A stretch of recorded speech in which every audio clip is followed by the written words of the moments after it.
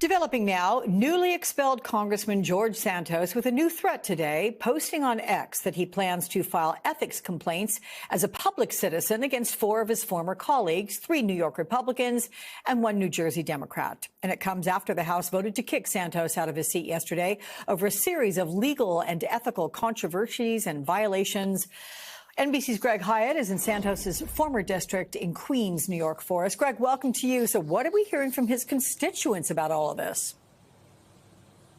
Hey, good afternoon, Alex. What we're hearing from some of the constituents is the fact that even though George Santos essentially made history by becoming the sixth lawmaker to be expelled from Congress, the reality of the situation is that they are looking for a new voice. They're looking for someone who's going to be able to hear their issues. Some of the issues that we've been able to talk about with some of the voters is they want to hear about inflation being addressed. They want to talk about the fact that they want their issues to be addressed by the fact that George Santos didn't effectively represent them. We spoke to some of them, and here's what they had to say. Take a listen.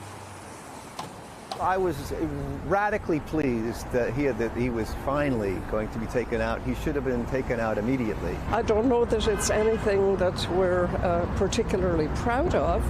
That said, I think we can take pride in all the people from both political parties that have argued for his expulsion, and it has happened, and the district is the better for it. I'm hoping that both sides vet their candidates very strongly so we don't have to go through something like this again, which I think they will, because from what I read, this is going to be a very watched election nationwide, and a lot of money is going to be pouring in with how close it is in the House.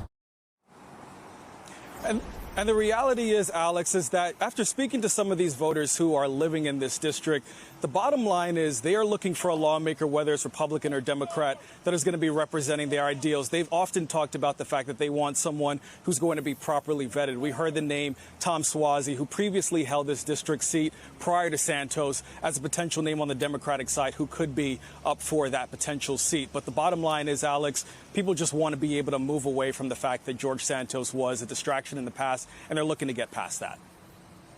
Well, I tell you, maybe when they take down that green awning behind you, that'll help things as well. But Greg Hyatt, thank you so much.